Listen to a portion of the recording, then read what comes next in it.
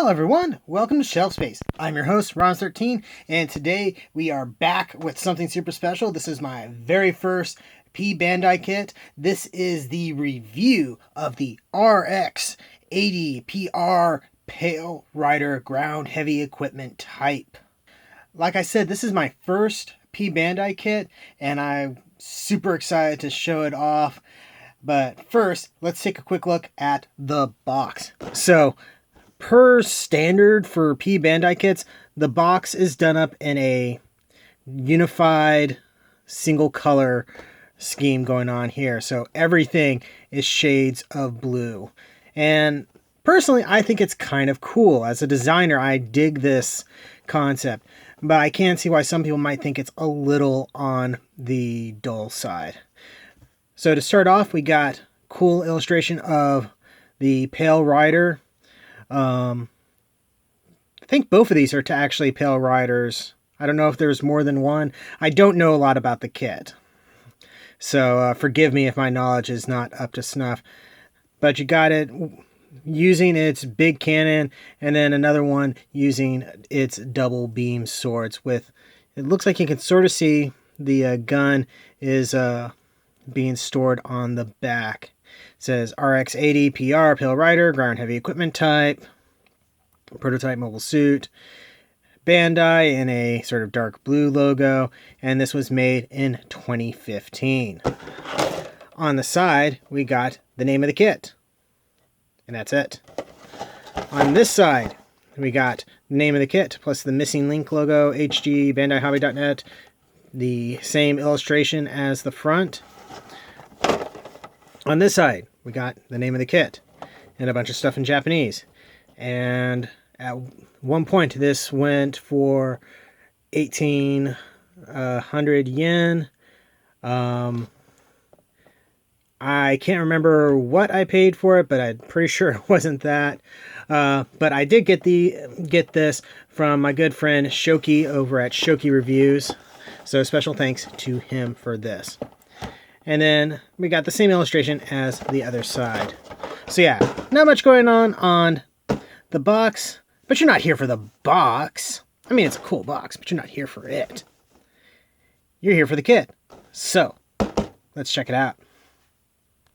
And here we got them, all loaded out in a neat little pose that I've had them in for a little bit while I was waiting to get a chance to do the review on this guy. And I gotta say, I really, really dig the look of this guy. Though I have a little trouble getting him in frame because this little antenna thing sticks out from his head quite a bit. So I want to get him in frame, but I feel like I'm making him super small at the same time. So yeah, he looks pretty cool.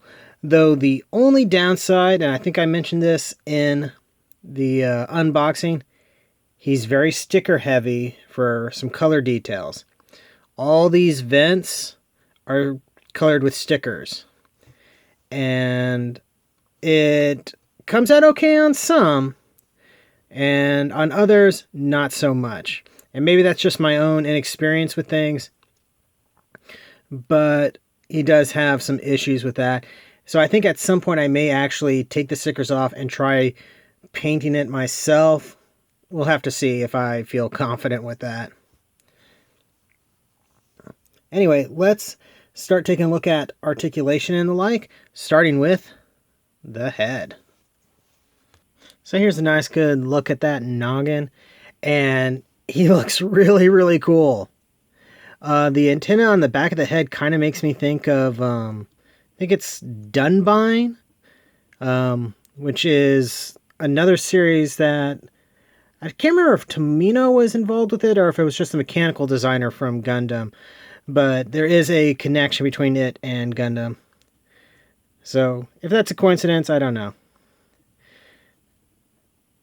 I currently have him set up with the green visor as well as the green eye stickers. Not that you can really tell. Maybe if I zoom in even more. Yeah, it's kind of hard to tell on the camera. but it looks pretty cool. I dig it. Head can rotate all the way around. Not surprising because there's not a whole lot of armor or bits sticking up off of things. He's got a ball joint that allows for the standard range of movement. He can turkey neck a little bit, but not much. But still, that head looks pretty cool. Moving on. So we're going to check out the rest of the articulation with the full loadout. We'll see how well that works.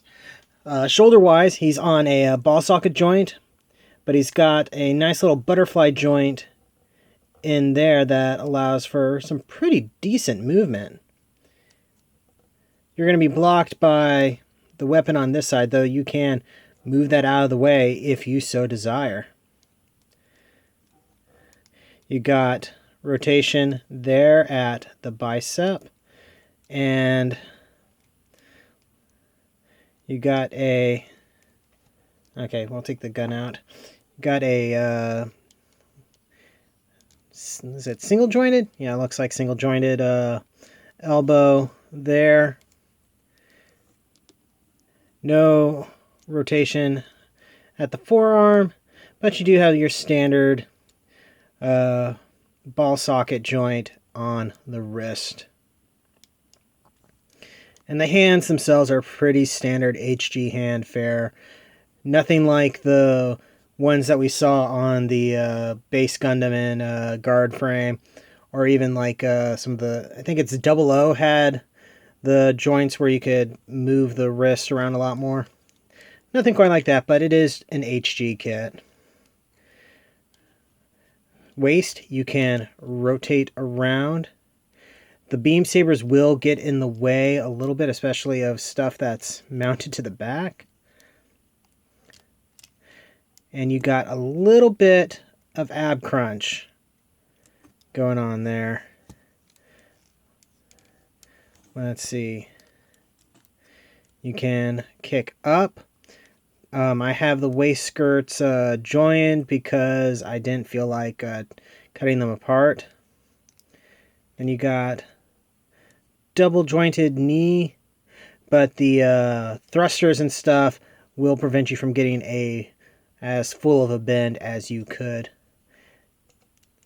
Ankle articulation is pretty decent. You got sort of a double joint thing going on here a little bit, where it's on a ball joint up in here, which allows for its own range of movement, and then some jointing down at the foot itself. That's pretty cool. Side skirts can move up and down a little bit. Back flap is, of course, stationary. So kicking back is a no-go. Let's see. And not quite a full splits. Accessory articulation wise, you can rotate, not those things, I thought those were on a joint, my apologies. You can rotate the shield around if you so desire, which is connected to a hard point on the forearm here. And then this gun is on its own little joint here, so you can bring that around. In fact, let's go ahead and do that. It doesn't actually hinge, if I remember correctly. Ooh. Everything goes flying. Hold on a sec.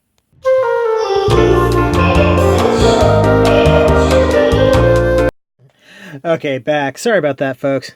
But yeah, so this moves out, and then you can even flip a handle up right in here, and you can have this dude holding it.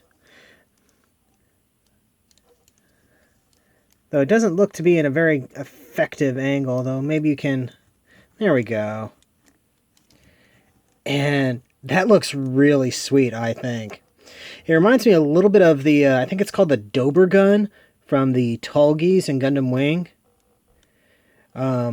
same general concept of basically, you know, giant gun attached to side of mobile suit.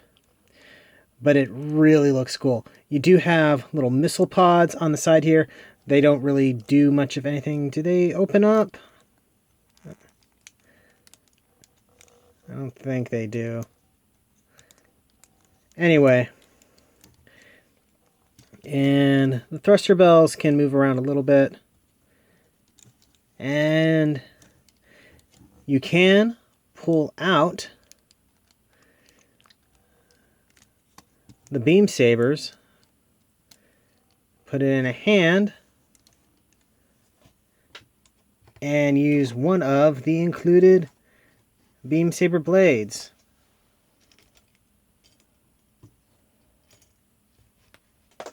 There we go. Doesn't really fit super securely in the hand, and it just try to pop out of there, but I wouldn't want to mess with that guy. It does have this little machine gun, machine gun, I don't know. And yeah. What else can this thing do? Oh yeah, the shield has this little stabby thing.